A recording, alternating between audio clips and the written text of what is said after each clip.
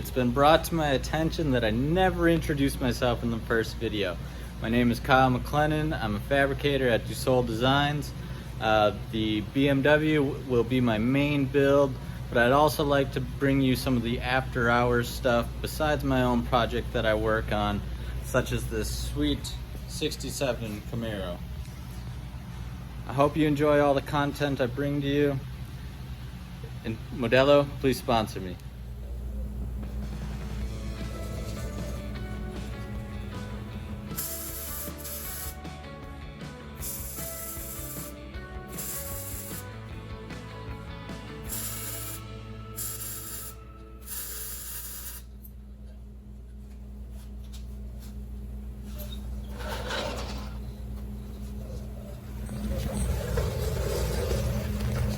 So there you have it. For right now, just 2 temporary mounts just to make sure everything lines up. I can get everything set. I still have to make a tube right here to support the axle further out.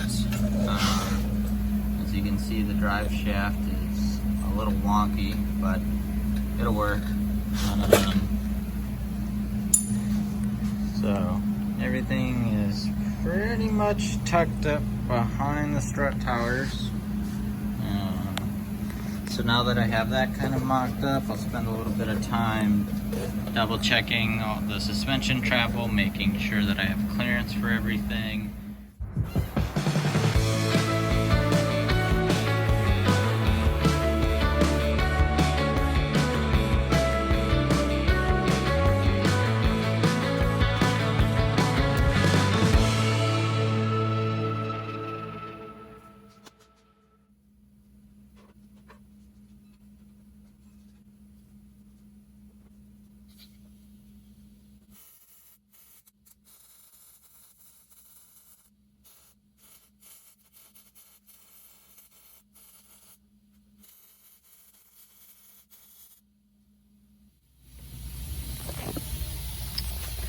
So I waited to get the differential in the car in order to get the motor squared up.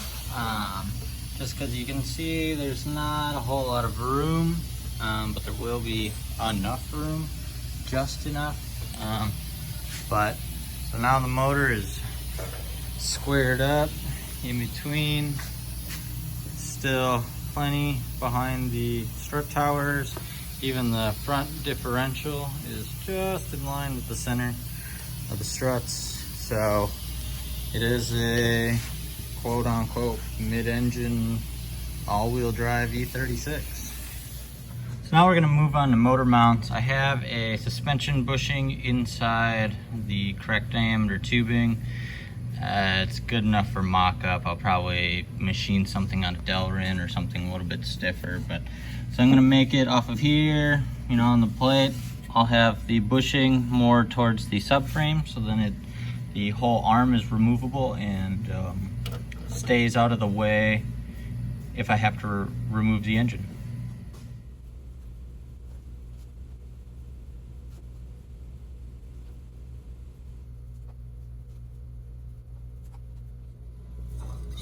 So I cut a piece of 3" by 3/16 flat bar, a piece big enough to fit both motor mounts for this side. So I will trace out the motor mounts and cut them out.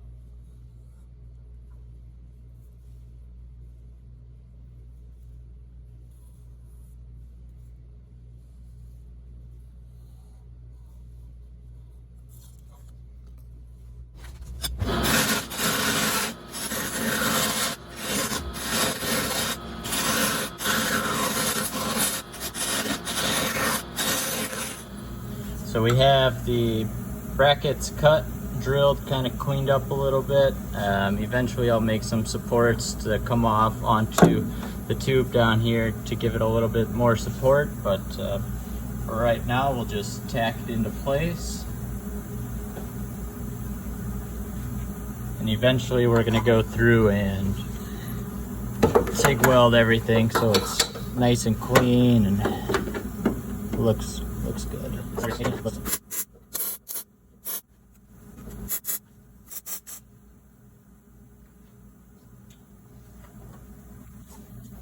that is this mount tacked on there.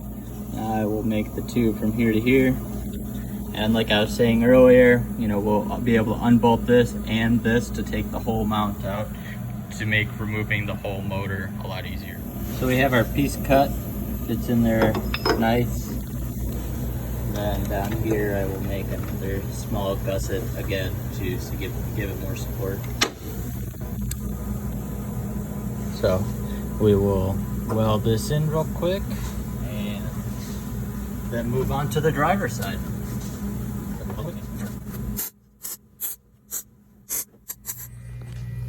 It's 10 o'clock. Haven't even had my first beer yet. You really been working on a race car?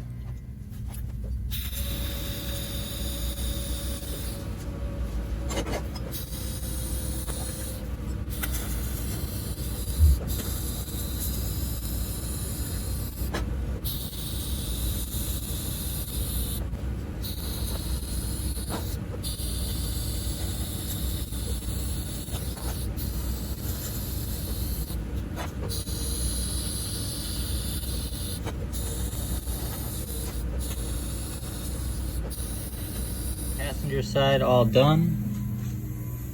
Now we will move over to the driver's side. We're going to be using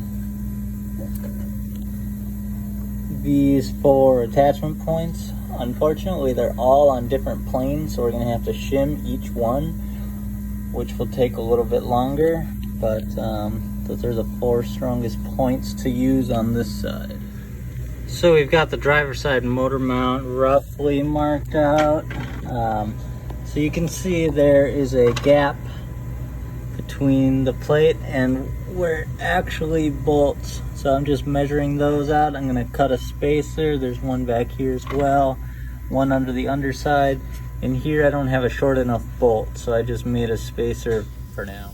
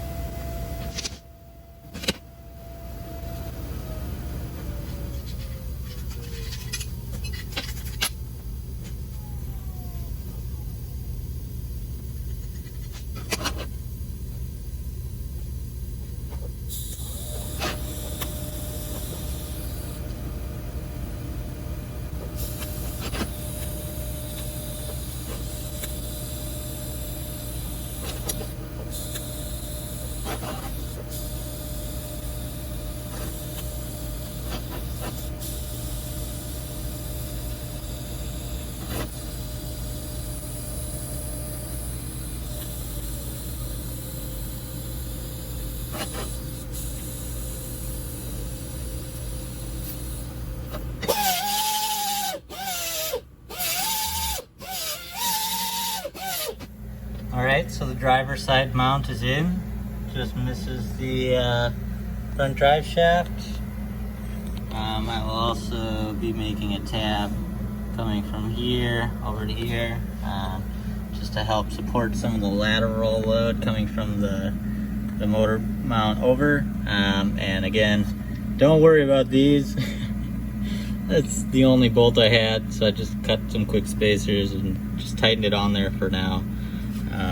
So on to the next part. So we have the next mount arm made. So it fits in there nice and tight. And,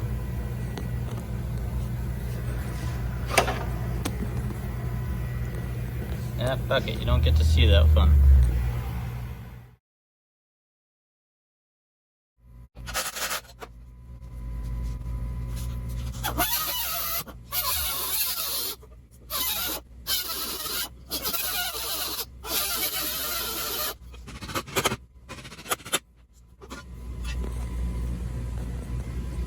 Look at that, sitting under its own power. 2 solid motor mounts.